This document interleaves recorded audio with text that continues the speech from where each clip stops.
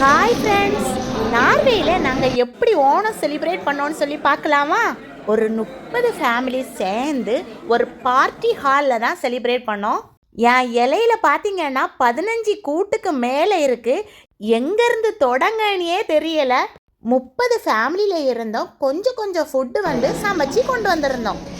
எல்லாரும் சேர்ந்து சாப்பிடும்போது அந்த வைப் இருக்கே, அடிபொலியாக இருக்கும்.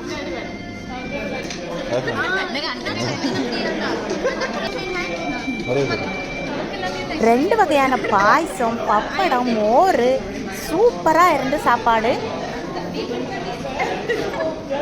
அப்போ சூப்பராக சாப்பிட்டாச்சு. எல்லாருக்கும் ஹாப்பி ஓணம் சொல்லிடலாமா? ஹாப்பி ஓணம்.